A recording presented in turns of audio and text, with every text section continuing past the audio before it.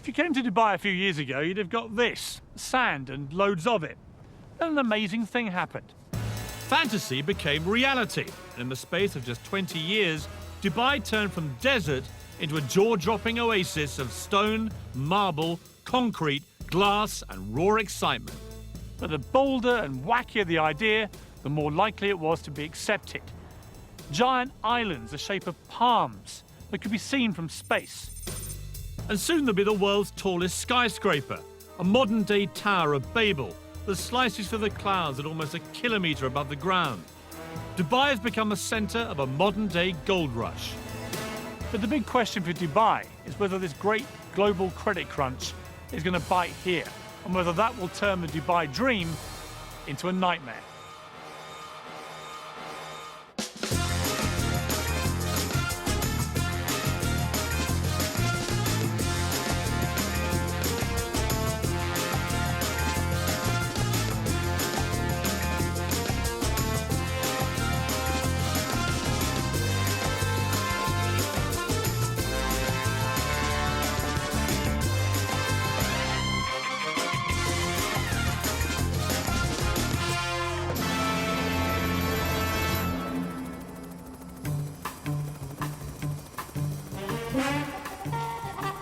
Dubai is one of the 7 states that make up the United Arab Emirates, under the rule of Sheikh Mohammed bin Rashid Al Maktoum. Its reputation as a tax-free haven and land of opportunity has attracted 120,000 Brits, all chasing the Dubai dream. You have both completely lost your marbles. I mean, you have paid $50 million for a load of sand. A dream where your position in society can be elevated overnight and vast riches are there for the taking. It's quite a journey from a secretary on an Oxfordshire estate to this, flogging £17 million apartments in Dubai. In a country where Sharia-based law is dished out on crop-top-wearing partygoers, what's it really like to live here? And mixing with the locals, I talk tactics with the man that bought Man City. There's the Burj Al Arab. And what about the world's financial meltdown? Are they feeling the heat? You say credit crunch, people think, whoa, whoa, there's no credit crunch in Dubai. It's not coming, it's here. But lurking in the background, behind all of this, is the fact that in just 10 years' time, Dubai's oil will run out. The race is on. If you'd invested in property out here over the past 6 years, I'd give your financial advisor a raise, because you'll easily have trebled your money. But it wasn't for the faint-hearted. 4 miles out to sea is probably the craziest property investment on the planet. For sale, 300 islands that, seen from above, replicate the countries of the world. This is absolutely ridiculous. I've heard about this place, I've seen the pictures, I know all the facts. Until you actually come out here like this and experience it for yourself, you have no idea of the sheer scale of it. 320 million cubic metres of redistributed seabed later, Dubai has not just put itself on the map, but put the map on itself. I'm heading for Britain. Gentlemen, permission to come ashore. Permission granted. Thank you very much. Welcome aboard. Nice to see you. Welcome to the United Kingdom. Well, thank you very much. Let's head over to London, shall Why we? not? Ex-Londoners Safi Qurashi and Mustafa Nagri moved to Dubai 4 years ago. Between them, they've just bought England. Dare I ask how much you've paid for it? Topping over $50 million. You have both completely lost your marbles. I mean, you have paid $50 million for a load of sand. Yeah, it's one view. Tell me some of the stuff What you're are we going to do here?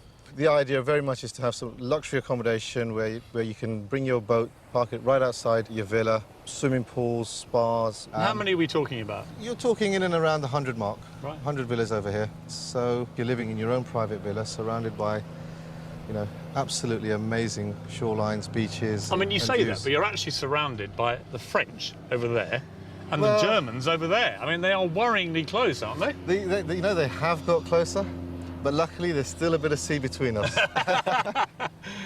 I'm imagining now these luxury villas here, and even if they went just for $5 million each, I've just worked out you'll make a profit of $450 million. But you have forgotten the cost of construction. Which is? We're still working on that one. Yeah, well, You're still making what I think they call in Balham a nice little earner, aren't you? well, Yeah, Yeah, I guess you could say we might be. I mean, that's a great story. Absolutely. Ballon boy buys Britain. Yeah, it's not bad, is it? Safi is a perfect example of the Dubai dream.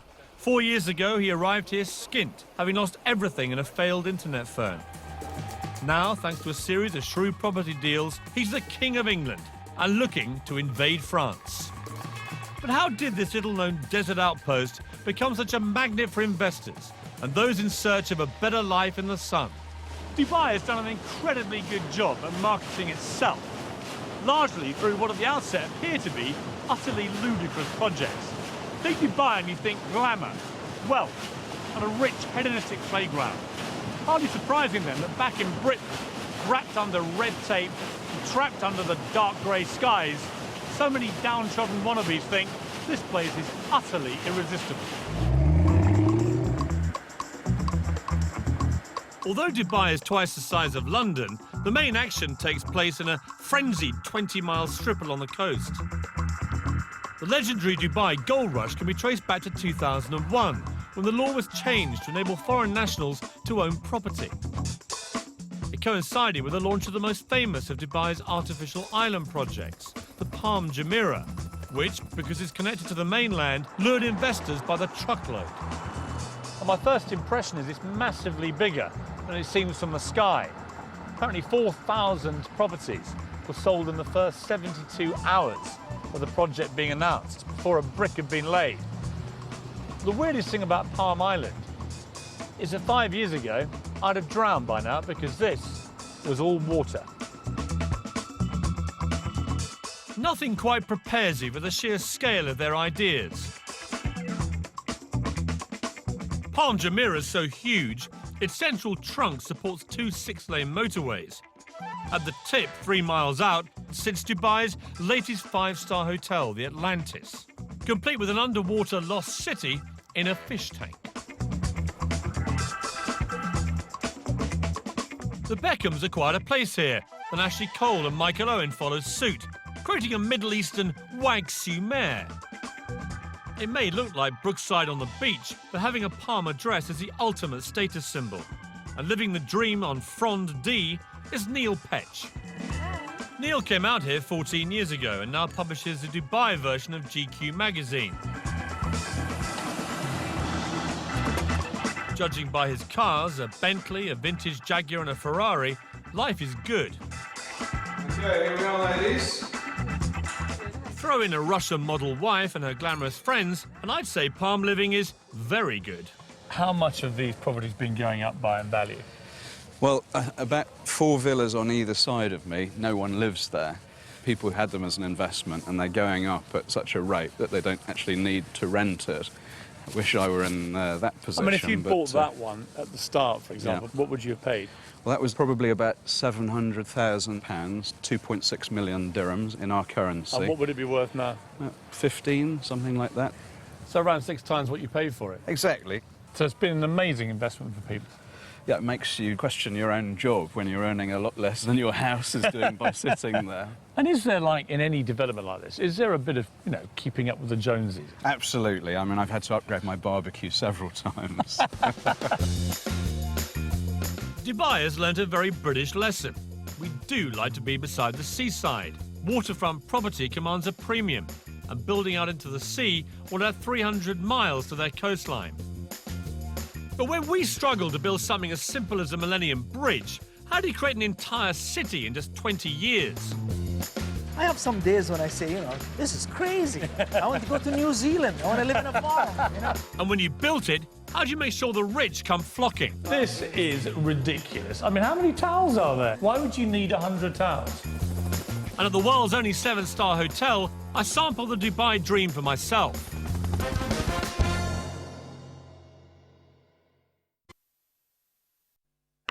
Easier. We can trust him to take care of this. So what's this all about? An aircraft? It's not an aircraft we're talking about. The Insignia project. What are they doing down there?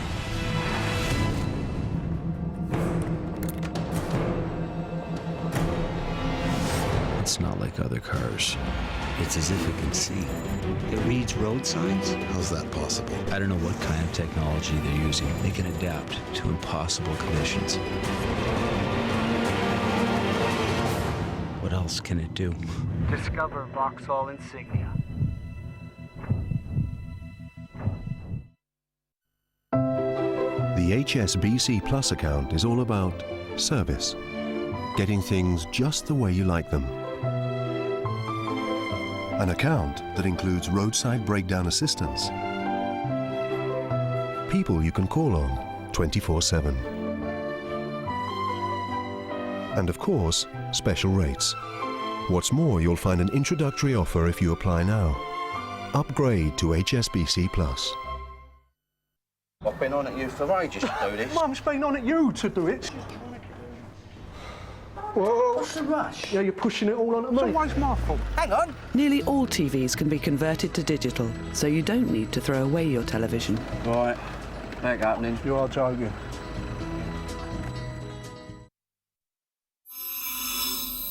TravelSupermarket.com compares the rates of over 100,000 hotels, over 50 car hire companies, and millions of flights, comparing quotes from online travel agents, tour operators, and budget and charter airlines. Cool. We need to fly to Barcelona. As soon as possible. TravelSupermarket.com compares the market in seconds, making it easy for you to choose the best deal. TravelSupermarket.com, the price comparison site. With more than 1 million homes for sale or rent, you'll see more at rightmove.co.uk.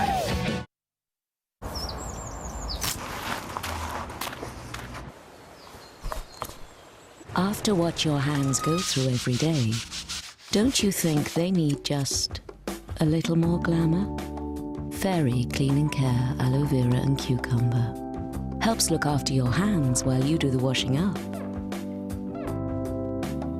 That's why glamour readers recommend Fairy Clean & Care. Sink into Fairy. Had a prang. Car off the road? Hey, no worries. In just 2 hours, More Than Car Insurance could get you a free courtesy car till yours gets fixed. In the words of Lionel Richie, it's easy peasy, Lionel Squeezy. February the 5th is the end. February the 5th is the end. February the 5th is the end of the B&Q sale. There's up to 2 years interest-free credit, on top of all half-price kitchen units, bathrooms and installation. February the 5th is the end of the B&Q sale. Let's do it. Let's B&Q it. Yeah, I believe the man who killed your lady was copying Jack the Ripper. I thought Jack the Ripper had a black bag, a top hat, and walked through smog. We have a copycat. Congratulations, you were right. So all you got to do now is solve the unsolvable and catch the most famous serial killer that ever lived. Whitechapel starts Monday at 9, ITV1.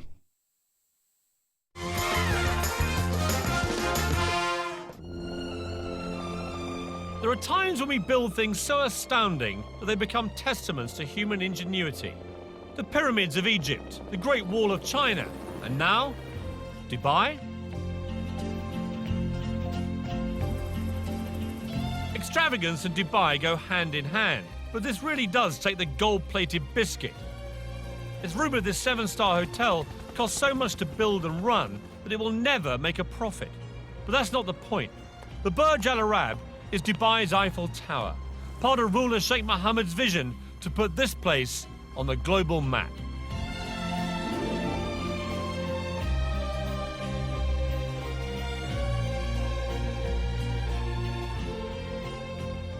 The best rooms here will set you back 12 grand a night and come complete with one of the hotel's 16 white Rolls Royces and your own personal manservant. They boast that they cater for every whim at the Burj Al Arab, and that's certainly the case with me, because I spent my entire life waiting for a bed where I could go to sleep looking at myself.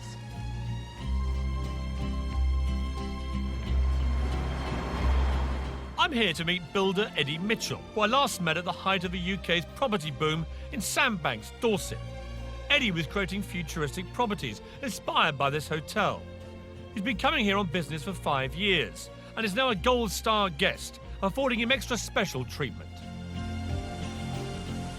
Watching you coming in, it was like watching a visit by the Queen. You know, there's like a cast of thousands offering you tea and dates and hand lotions. It's the same every time. My butler that I've had for 6 years, he meets us every time we come here. Whatever time of day, he's at the door. It's like coming home. So, Eddie, last time we met was in Sandbanks, where the funny thing was there is that you produced properties like this, which are, you know, by any normal standard in Britain, completely barking mad, futuristic, emporiums of glass and concrete and everything else. Out here, you're known as Mr. Boring, because, I mean, that is not even first base, is it? Not really, no, Piers. I mean, you must love it here. It's like a permanent building site. Yeah, it's probably the biggest building site in the world, and after 30 years of building, I just love it. You're like a pig in a sty, aren't you, Eddie? Yeah, definitely. For those who bought at the start in the Palm or the World or the Burj Dubai, how much money are people making? I'm sure people are making many millions. I mean, I heard of one Chelsea footballer who had a place on the Palm that he's never actually lived in. He paid £400,000 for it, and he's just sold it for £3.5 million. Yeah, that's what he would have paid 6 years ago. And he would now make £3.5 million? Yeah, definitely. Without setting foot in the place? Yep. How have I missed out on this again? We should have came here 6 years ago. No, but you always seem to pop up in these places at the right time. I went to Sandbanks right at the peak. I've come to Dubai right at the peak. What I need to do with you, Eddie, is stick with you in the down times. Well, you can come on site and be a builder if you want, Piers. The great thing about Dubai is there's always a stunning new location to practice your golf.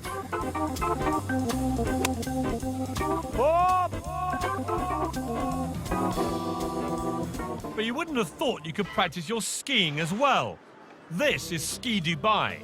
It's 45 degrees centigrade out there, and in here, -4. In fact, it's absolutely bloody freezing. The thing about Dubai is that the crazier the idea, the more likely it is to be accepted. There are many extraordinary feats of construction underway in Dubai at the moment. A few more remarkable than this. It's going to be the biggest theme park in the world. It's going to be 107 square miles. Or to give you some idea of perspective, bigger than Birmingham. But even more extraordinary is the fact that they boasted that the catchily named Dubai Land would be finished into 7 years. Achieve that in the current economic climate, and I'll eat my sunglasses. This is a model of what the theme park will look like, and quite frankly, it's one of the most breathtaking things I've seen in my entire life. There are going to be life-size replicas of the Taj Mahal, the Eiffel Tower, the Egyptian pyramids, even Big Ben and the Houses of Parliament. There's a Las Vegas-style strip, only it's 4 times as big as Vegas. There's only one word for this: bonkers. But in Dubai, biggest is best. This humongous fish tank is built inside the world's biggest shopping centre, next to, yes, you're way ahead of me, the world's biggest building. I've been to lots of tall places in my life. The Empire State Building, Eiffel Tower. I worked at Canary Wharf for 10 years. But I've never, ever seen anything quite like this. The Burj Dubai is already 720 metres tall, making it the highest building in the world. But the really scary thing is it's still growing. Probably the most unnecessary sign of all time. Please don't lean on the doors. The sheer bravado of this structure beggars belief. They're even adding a new story every 3 days. It's another part of Sheikh Mohammed's plan to make sure Dubai stands out.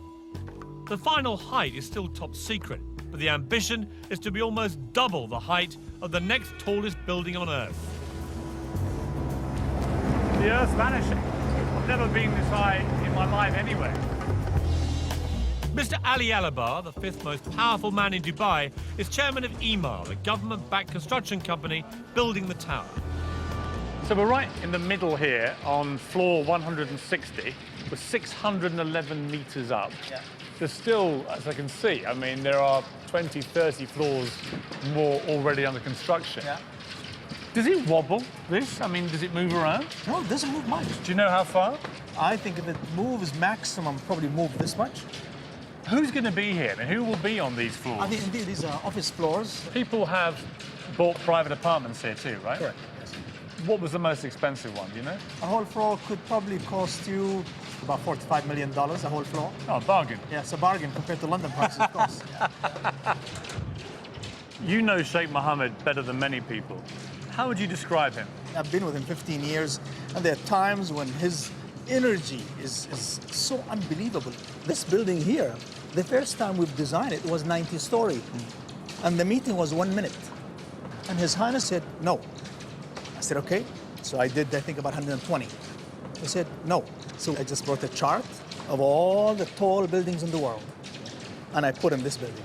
And he said, okay, how much taller than the tallest? I said, well, we're about 40% taller. He said, good, you go.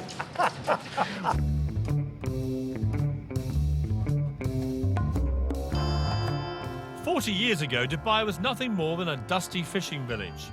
The then ruler, Sheikh Rashid, had a vision to transform it into a hub for the world, as a port and as a tax-free business centre.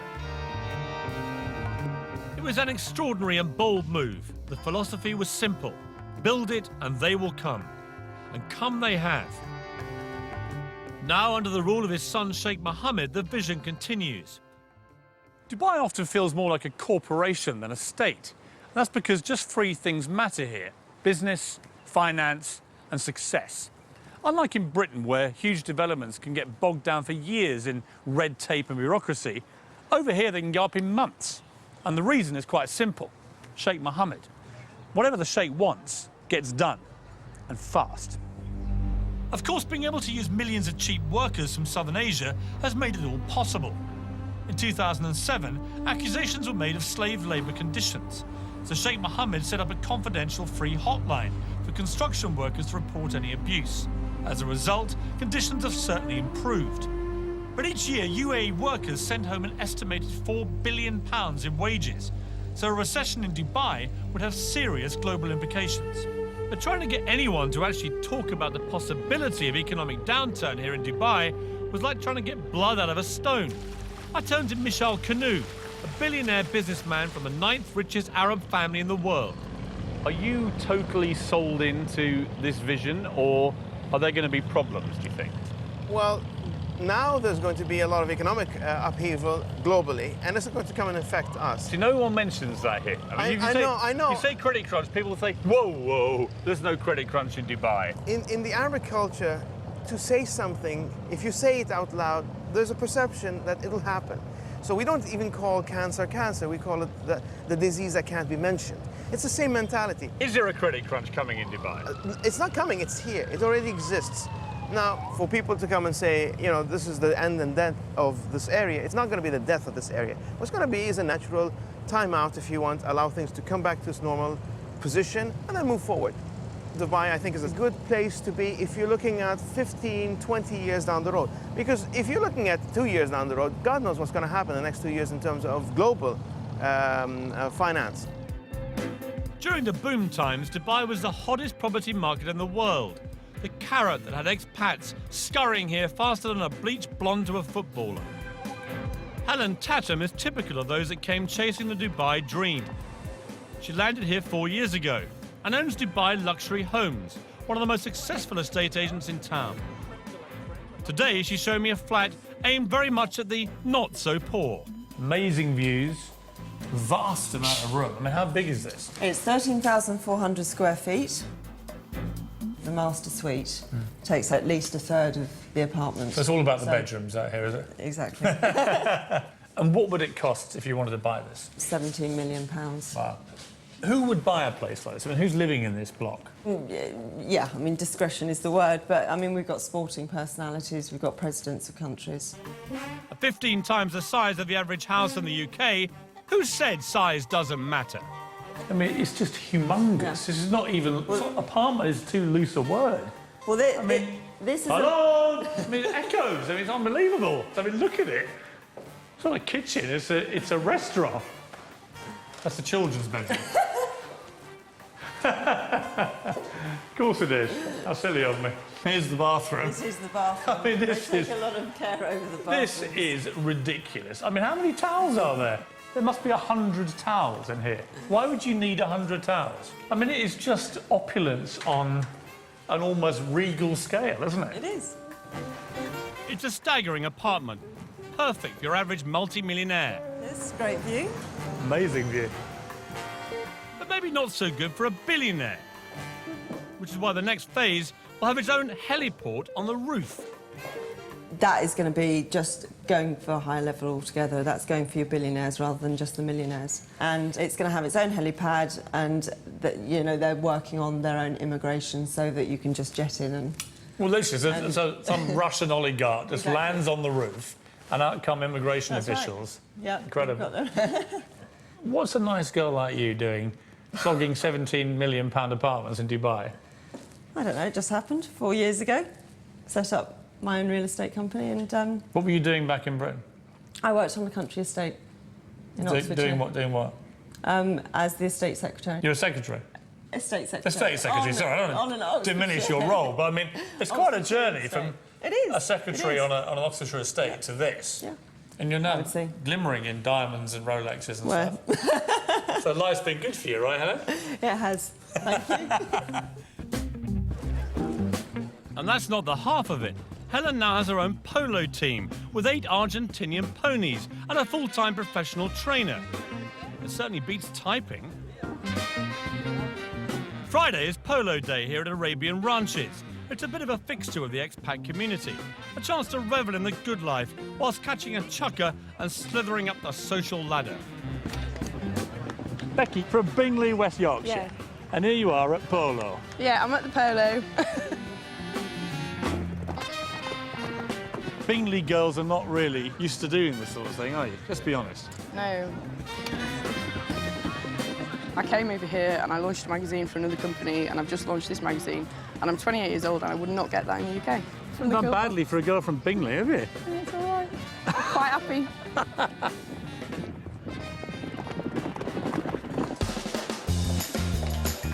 It's easy to get drawn into the good life in Dubai. Like the buildings that are going up, somehow out here, your expectations are, well, just higher.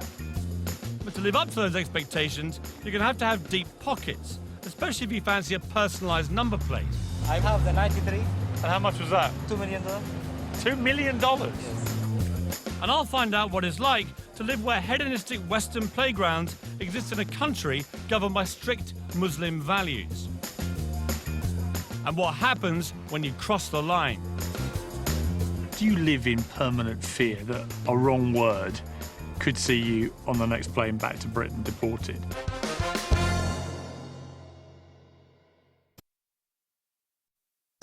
Because of geography. Because of pearl divers and gold traders. Because they have, and simply because they can. Dubai is now the most extraordinary destination on Earth. And we can fly you there from over 100 cities worldwide. Fly Emirates to Dubai. New L'Oreal Infallible, the first long-wear lip duo compact. Colour lasts up to 16 hours. The balm helps lock in moisture. Brilliant. 10 radiant shades made to stay on your lips. Infallible. It's my lip color. New Infallible from L'Oreal Paris. Lasts up to 16 hours. Because you're worth it. From only £395 per eye, you could enjoy laser vision correction from one of Europe's leading eye care specialists. Visit opticalexpress.com now. The rip-roaring theatrical blockbuster Mary Poppins is now on at the Palace Theatre Manchester. Book your tickets today. Must end the 7th of March. How do you decide what's effective for your very dry skin? E45 cream is medically proven. E45 cream is designed to soothe and treat all the family's dry skin, even eczema. Dermatological E45, the #1 selling brand for dry skin. Every week, there are hundreds of new offers at Summerfield. Only £3 on Nescafe Gold Blend is just one of them. For fresh offers every week, pop into Summerfield. Meet the Dylans. They needed a new sofa, and the DFS sale was on. I want leather, said Grandad. I want fabric and leather, said Gran. Red, said Sam. Flowers, said Susie. We're not spending over £600, said Dad. Under £300, said Mum. 4 years, interest-free credit, and a whole year payment-free, said the nice salesman. We'll take it, they said. Every sofa in the winter sale is reduced at DFS. The time has come. Herbal essences are reborn. Exotic extracts.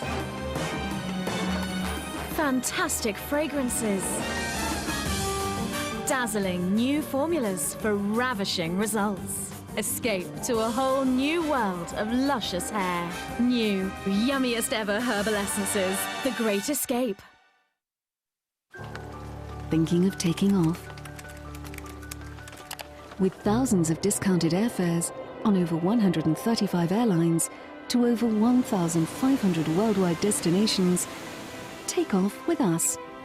Netflights.com. We search, you save.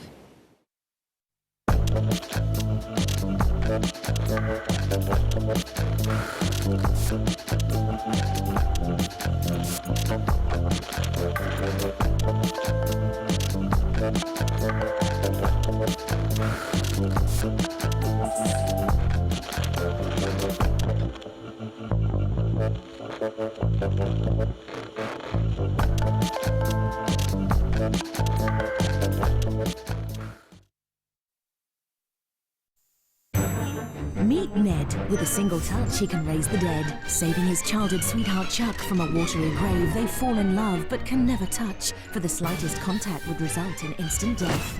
Between murders, resurrections, lies and love, they manage to run a pie shop. Brand new Pushing Daisies, Friday at 10, ITV1.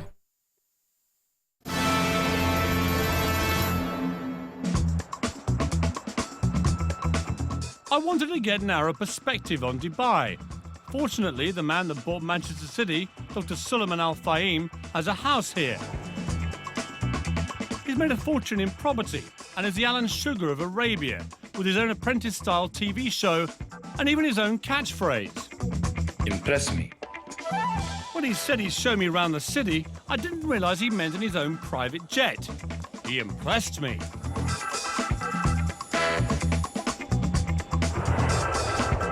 It's incredible to think about only 30 years ago, most of that would have been desert, right? 20 years ago, this part of Dubai was desert. There's the Burj Al Arab. It's become the symbol of Dubai. I mean, how much of this is ego? And are you all quite, competitive people? Is it like, you built the biggest tower, I'm going to go and build a bigger one? It's not about the ego, it's about to show the capability. We want to show our royal family that we can do it. And what they're looking for is to build something unique, something extraordinary, and with this kind of development, we attract foreigners. I mean, how much money is there down there now, would you guess? The last number announced recently was around $300 billion. 300 billion US dollars, just swimming around below us. I was told your very first major project here, you made 150 million US dollars on that deal, is that right? Yeah, that's right. And you cleaned up. I mean, you made 150 million bucks. And the good thing, once I came with... You're allowed to smile when I say that figure, by the way. I know to you it's not much money. To me, I mean, this is like unbelievable. What's it like being a billionaire? You look like you have a lot of fun. You're always smiling. Yeah, you really enjoy it. For us, we don't really enjoy with money and cash. We really enjoy with family. It's about more cultural friendship between the family relationship and the friend relationship. Now that's a family I'd like to get into. I wonder if he has any single female relatives. So, we've seen the city from the air. Now it was time to see it at ground level, in the world's only Versace Lamborghini Murcielago. Dr. Suleiman paid $600,000 more than the standard car for this designer model to ensure he cuts a dash on Dubai's highways. The big thing in Dubai is about number plates, isn't it? Yeah, number plate is very important. Your one is 737. Is that a valuable one? Yes. But the 2 digits is more important. I have the 93. 93? I bought because that's the year of graduation of my wife. And how much was that? Today it's worth $2 million. $2 million? Yes. For 93? Yes. Somebody would pay you $2 million for that? Amazing. Thank goodness his wife didn't graduate in 83. Even he might have struggled to pay for that one. With such mind-boggling spending power on tap, it'll come as no surprise that all pockets are catered for. Shopping here at one of Dubai's super malls is a bit like being back at home, to be honest. Harvey Nicks behind me, a Lacoste over there, Starbucks, Zara. The only difference here is you've always got to look out for that unexpected visit by the billionaire Arab sheikh. So, how about a mobile phone? What do they cost? It will be 110. £110? Yes, £1,000. £110,000, I see. And this one? This is £100,000. Oh, okay, so that's a bit more of a bargain. Yes. So do you actually sell these phones? Yes. A few weeks ago, the one sheikh chose 4 telephones. An Arab sheikh came past your shop and bought 4 of these? Yes. For £500,000? Yes. Blimey, what on earth do you do when you want an upgrade? It's all so easy to get sucked into the affluent lifestyle in Dubai. The place just drips success. Most expats here enjoy a quality of life they could only have dreamt about back in Britain. Vast villas, sprawling staircases, giant swimming pools and personal maids. They spend their days enjoying the leisure at 5-star hotels like this, and their nights at parties covered by the society pages of Hello magazine. Small wonder then that so many start to feel, well, a little bit grand. After all, back in Britain, they were minnows. Here in Dubai, everyone's a whale. Tonight's the Hot 100 party, an annual event where the local version of Hello magazine draws up a chart of all the movers and shakers in town. In the main, it's the likes of spa managers and boutique owners that make it, but it's taken very seriously. If you're in, you're in. And if you're out, you may as well be in Goodbye magazine. You've made it. You haven't.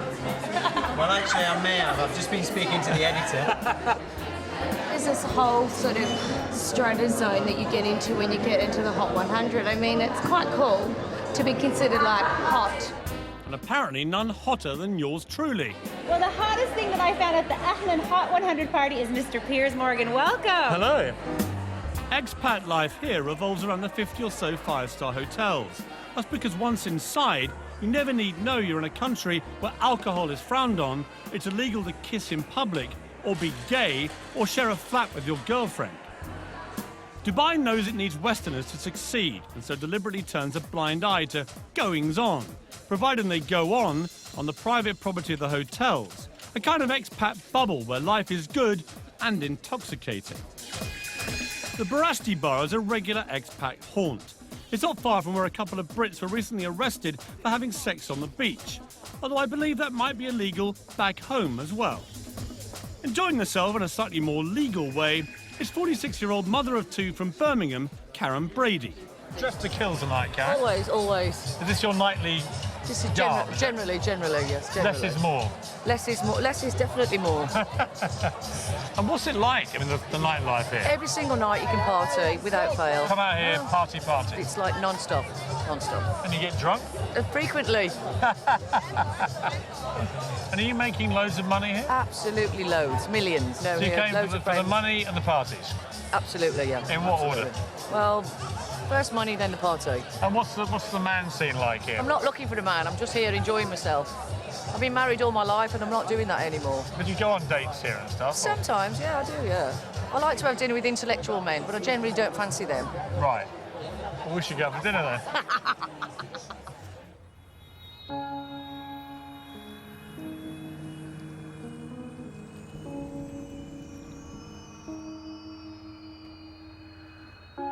In the last year, 230 Brits have ended up in Dubai's prisons for a range of offences, from the normal, like drink driving, to the abnormal, like bouncing a cheque. If you are going to come out here, make sure you learn the law. For example, sex outside of marriage can get you a year in jail. Possession of over-the-counter drugs that contain codeine, 4 years. Even Harry Potter books were recently banned from schools because witchcraft is strictly illegal in Dubai. It's a difficult society to get your head around. On the one hand, a traditional autocratic leader uses strict Sharia-based law to rule with a rod of iron. On the other hand, in the five-star hotels, you can forget you're even in the Middle East. But the two cultures exist side by side in parallel universes, and except for at the shopping malls, rarely mix. Consequently, the expats live in fear of making a silly mistake or inadvertently breaking a law that could, with a swipe of the pen, see them deported. I drove into the desert with blogger and ex-journalist Alexander McNabb. He's been living out here for almost 20 years and has first-hand experience of what happens when the two cultures clash. It is something on the moon, isn't it? Amazing. When I first moved here, that was in the early 90s, I came out here running a magazine which was shut down because I criticised the wrong guy's computer. It was a computer review mag, and the computer didn't work. And so we said the computer doesn't work, which in retrospect was probably naive of me. Or to tell the truth. To tell the truth. But it offended a man who happened to be related to a man who happened to be in a position to do something about it. So my office was sealed by the Ministry of Information. Now, the great thing about Dubai today is that actually probably can't happen. Is it relaxing, the censorship? Is it getting easier? Yes, it is. If you can stand up a good story where a government department has behaved appallingly, I think you've got a chance of running that story. When I first came out here, you wouldn't have done. So you're now seeing allegations being made against some quite big figures in government and corruption investigations going on that were unthinkable here. It's a process of change. If you're in the media out here, as you are, do you live in permanent fear that a wrong word could see you on the next plane back to Britain deported? Are you wary about what you're telling me, for example? No, I don't think I have that fear. I might be horribly wrong, but I don't think I have that fear. I don't live in fear. I don't live in fear of saying what I think. Oh, don't worry, but I've just seen 2 quad bikes with a couple of government officials nipping over that dune. It's you they're after. They've been listening, haven't they? Part of the problem lies in the fact that the Sheikh can change laws virtually overnight. Tenants and landlords who ignore the villa sharing ban could be fined up to 50,000. While we were filming, in an attempt to stop overcrowding amongst unskilled workers, it was decreed illegal to share property with anyone except close family. If you're thinking of coming out here, make sure you do your homework. Disconnecting water and power supplies. Super. I'm off to meet an old friend, Patty Parfit. She moved out here with her son Harry after separating from her wayward husband Rick, guitarist of Status Quo. She'd been out here on holiday and thought Dubai would be the ideal place to change the status quo and mend a broken heart. A year on, however, and the Dubai dream is turning sour. Patty, hello. How are you? Hello, I'm good, thank you, How darling. lovely to see you. And you, how are you? The last time I saw you was on a Status Quo tour bus. We don't talk about that. Welcome to my home. So this is your lovely piece of Dubai paradise. This is nice. our little hacienda. So this is the lounge. Yeah. This 4-bedroomed house is typical of the expat family lifestyle out here. Inside landscape gated communities are miles from anywhere. So this is the kitchen. Mm-hmm. Thankfully for the neighbours, it's detached. So, Paddy, you're in a very nice place here, but it's half an hour inland. What would you pay here for your rent? What do you... Oh, you're going to die. £32,000 for the year. And you have to pay Wow. up front in Dubai. So you had to write a cheque for £32,000? Yeah. Yeah. For a year's rent in advance? Yeah. See, that strikes me as pretty expensive. It is. I mean, it's ridiculous So rent. your rental is up for renewal. What are you going to do? I'm taking it for 6 months, and then I just see how I go there. And what are they going to charge you for that? £27,000. What? In 1 year, they've nearly doubled it? Yeah. So, be warned, if your employer's not subsidising your rent, you'll be in for a nasty shock. It's terribly expensive in Dubai. It You get this really idea of is. it as this wonderful tax-free haven. Yeah. Everything's dirt cheap. So it's not really like that. No, and, you know, I don't want to spoil anybody's holiday or dream to move to Dubai, but you really got to look at it because it's not all what it's cracked up to be. People who are watching this are going to be thinking, I quite fancy coming to Dubai. Yeah. And yet you seem to have fallen slightly out of love with the dream. Yes, I have, haven't I? Oh, God, where do I go now? I do miss my friends. I do miss my family. And it is difficult to meet people over here because everybody's, basically, it's family. And when I go out, I am a threat. I bet you are. How old are you? 57. I mean, that is amazing. Yeah. Recently divorced. To a rock star. Blonde bombshell. Used to be with a rock star. You are public enemy #1 to these women. Fantastic. That's rock and roll. So what does the future hold for Dubai? I'll be looking at the changing face of society here as it opens its doors wider to Western values. Could their secret defence against the credit crunch come down to a few familiar faces? Try some of these. God, that's disgusting. And just how much are they prepared to spend to make sure Dubai does become the greatest city in the world? Eyelid will be getting millions. Multi-millions. Multi-millions.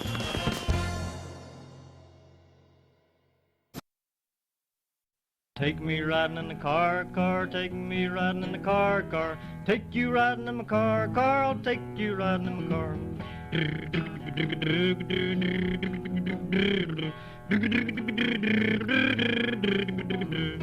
Click, clank, open up a door, girls, click, clank, open up a door, boys, front seat, back seat, boys and girls, take you riding in my car.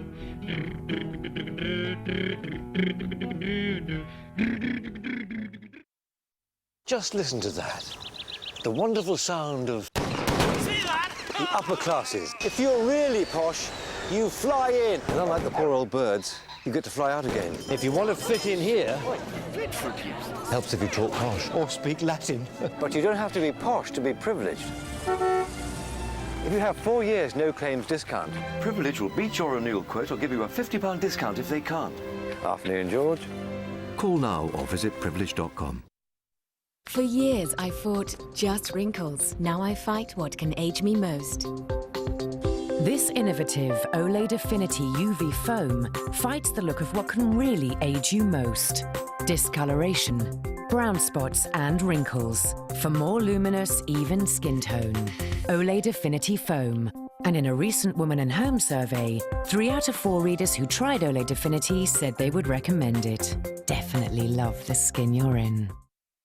I could chat all day, but it's only a 10-second ad. Long enough for a better than half price on skin, hair and nails, Mr. Holland. Mr. Barrett. You'll always find great low prices at Morrison's. All this fruit and veg, just 50p each. The Price Crunch at Morrison's.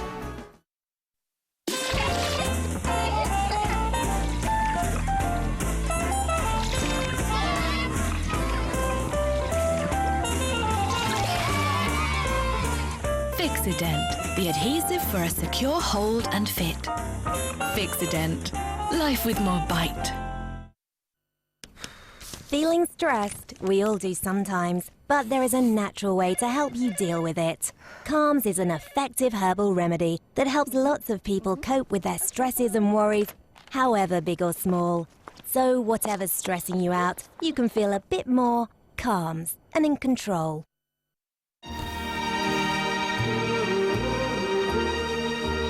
Welcome to my world. Won't you come on in? Welcome to my world. Built with you in mind. Thompson Holidays, built with you in mind. When Laura kept nodding off on her way to work, she felt it was time for a health assessment. She soon found herself in a very nice Bupa Wellness Centre. From her eye test to her ECG, they made it all nice and simple.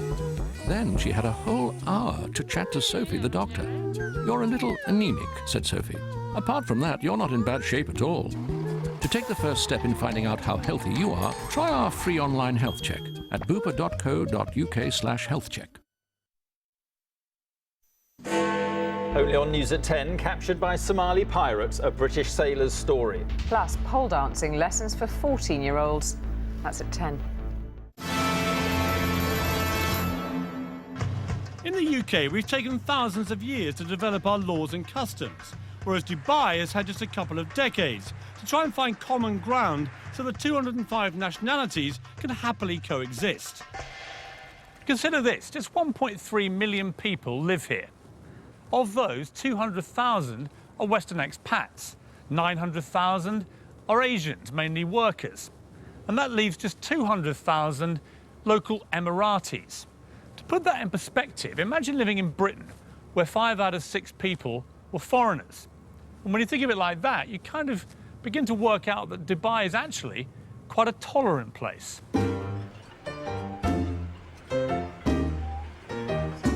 It's a sign of Dubai's willingness to welcome foreigners into its midst, to keep moving forward. And someone taking full advantage of that acceptance is Derek Khan. Oh, it's very good. Derek, a former fashion stylist to pop stars like Salt and Pepper and Snoop Dogg, is today better known as an ex-jewel thief. What happened? Very stupidly, I pawned jewels. And of course, pawning, you don't pawn what is not yours.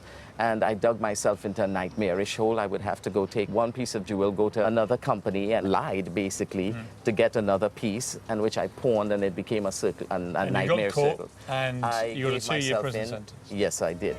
He served 2 years in a New York jail for his crimes, was kicked out of the US, and settled here in Dubai, reinventing himself as, get this, a jewellery designer. There you are, a convicted thief, felon, for want of a better phrase. You're kicked out of America, and then Dubai, where you would imagine they're quite strict about that kind of thing, they welcome you in here. I was accepted into Dubai because I think I was very straightforward with what I had done. I was very straightforward in who I am, and they kind of saw what I can do. You're also fairly unique, Derek. I mean, there aren't many Dereks in Dubai that I've met. Not with this look, the whole thing, you know? Well, you'll be surprised. Dubai is just, you know, again... There are more of you out there? I hope not, but... Put it in, give me a little swing.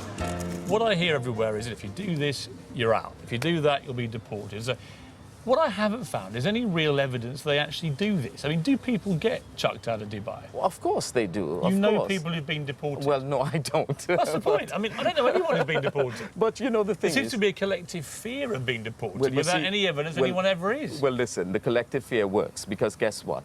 I can open my car, and especially from New York City, I could never dare leave my computer in the car. I do it all the time. I leave my doors unlocked at home. You think that the rules are a small price to pay, really? For... Oh, a very small price to pay. You know, it gives you that sense of security.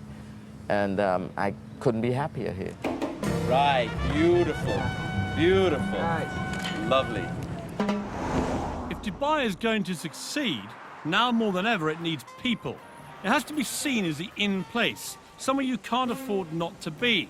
So when Dubai can't build it, Dubai buys it, spending millions on celebrity names and, crucially, brands. Gary Rose is the latest big name lured into town. He'll be in good company. Gordon Ramsay and Marco Pierre White are already here and raking it in. Gary, how are you? Hi, very good, thank you. Nice to see you. Very good. You too. You came just at the right time. Try some of these. That is a little salmon fish cake with a lemon hollandaise. God, that's disgusting. I don't even laugh. I mean, it's actually delicious, but just to see what your face is like, it's delicious. Tell me, Gary, you've flown all the way to Dubai, and you've flown all the food out here as well. Oh, yes. Why don't you just stay in England? Oh, yes. What? Well, it's 36 degrees outside and it's snowing in the UK. Where would you choose? You know, I just thought, no, you know, I want to spread the word about British cooking. But be honest, Gary, would you be out here if there wasn't a whacking great big Arabic check in it? I mean, I know a lot of chefs, right? You all like your money. Hang on, where's that contract of mine? Yeah, no, it's not a question of that, is it? I mean, that's always Isn't it, though? Because, I mean, I know a lot of brand names like you. You're such high commodities out here that they will pay whatever it takes to get you. Well, I think, you know, if I start cooking for money rather than cooking for what I really believe in, I'd rather give it up. So there you have it, the definitive answer, with hollandaise sauce. Mark, how are you? Hello, Piers, how are you? Good to see you. And up on the 44th floor, another bought-in brand name. Mark Fuller will be opening a version of London's Embassy Club here next year. No offence to you, Mark, but you and Gary Rhodes are not exactly, you know, the Beckhams. and yet you're getting a lot of money thrown at you to come here. What's in it for them to get you? Someone was saying to me today that it's all very well opening a hotel, but you've got to entice people into it. It's like all over the world. The difference is they're buying in name brands because it's a new country. I mean, is it rude of me to push you on just how many millions they paid you to come here? No, I won't say that. It wasn't millions, but it was quite an acceptable figure. What about Tiger Woods and people like that? Oh, When you see their God, names. Tiger Woods, you know, Christina Aguilera's, those sort of people. Kylie's will be getting millions. Multi-millions. Multi-millions. Is that because the people of Dubai, the rulers here, realise that celebrities of that power are a PR magnet for here? I think without a doubt. In the end, this was a piece of desert. This was a piece of sand. They've built a city out of nothing. How do you attract everybody? They want to be number one. They don't want to be number two, number three, number four. They want to be Miami. They want to beat Miami. They want to be New York. They want to beat New York, you know. So the only answer is bring it in. Kylie comes, Beyonce comes. I mean, even Iron Maiden have played here. It is almost surreal here. It's the land of make-believe. It certainly is, more like the land of unbelievable, because as the world is rocked to the core by the credit crunch, Dubai rocked to the sound of Kylie at the world's most expensive party. The Atlantis Hotel was launched with a massive £7 million extravaganza. Looks like an awful lot of that went up in smoke. Let's face it, for the ordinary Brits living here, as long as you toe the line, life's pretty good. For the investor, though, even ultra-affluent Dubai is fragile. It doesn't manufacture anything of value. Oil now accounts for just 6% of its income. And even though uber-wealthy neighbour Abu Dhabi pumped £9 billion into its economy back in October, Dubai remains exposed. 3 big government-backed construction companies are already laying off hundreds of employees. Dubai relies on foreign investors to make it work, and without them, Dubai's dream of becoming the greatest city on earth may have to wait. I came to Dubai to find out if it really is all it's cracked up to be. And the answer, if you like sun and fun, glitz and glamour, is a resounding yes. As for the credit crunch, everyone I've met here says the same thing. Dubai won't just survive, it will thrive. And that's because it's bursting with ambition and drive, all led by one man's extraordinary vision and an utter determination to turn this place into the biggest and most successful city in the world. As for my part, I think I'll borrow the favourite phrase of the British builder.